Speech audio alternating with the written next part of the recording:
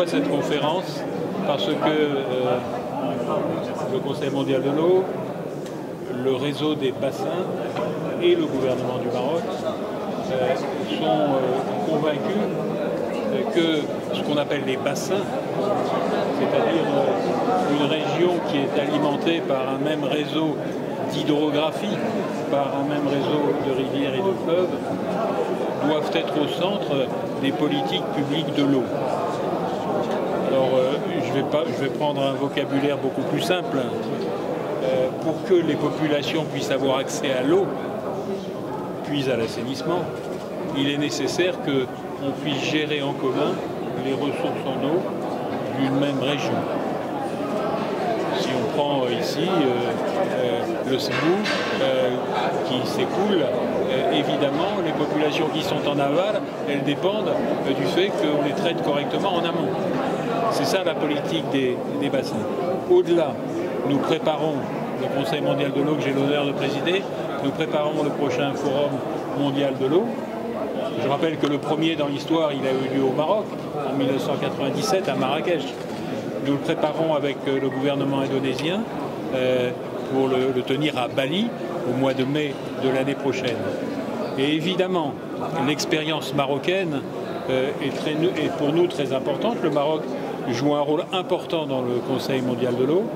Pourquoi? Parce que l'expertise marocaine, le savoir-faire marocain, dont les Marocains eux-mêmes n'ont pas toujours idée, est un exemple pour le monde.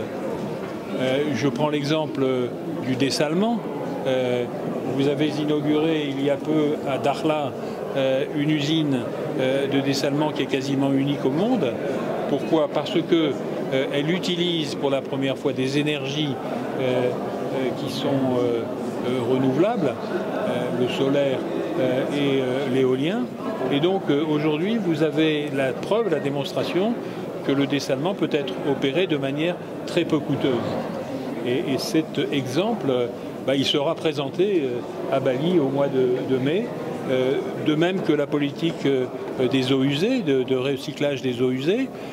Si vous allez à Rabat, à Marrakech, demain à Fès, les espaces verts, les golfs, les parcs urbains, demain l'agriculture sera arrosée avec des eaux recyclées. Donc tout cela permet de diversifier ce qu'on appelle les ressources en eau, de les sécuriser pour que les populations qui augmentent, le Maroc a une population qui augmente, la ville de Fès a une population qui augmente, pour que l'on puisse satisfaire les besoins en eau des populations, de l'agriculture, de l'industrie.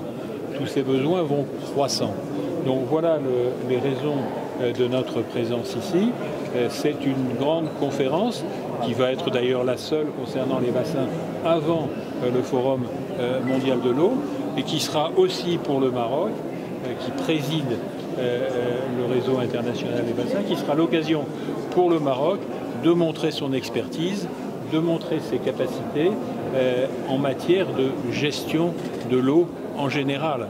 Et si le roi Hassan II, en son temps, n'avait pas dit pas une goutte d'eau à la mer et réalisé une grande politique des barrages, sans doute aujourd'hui le Maroc aurait plus de difficultés et serait un peu assoiffé.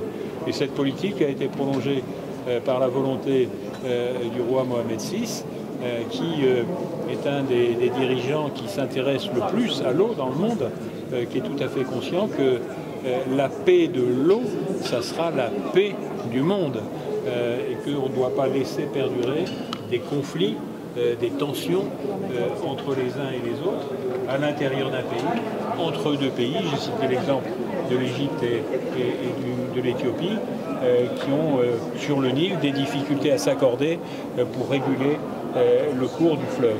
Voilà ce que je voulais vous dire aujourd'hui en vous disant le plaisir que le Conseil mondial de l'eau, en ma personne et tous ceux qui m'accompagnent, ont à séjourner au Maroc, particulièrement à Fès, que nous aimons beaucoup, et nous nous félicitons toujours de la merveilleuse hospitalité.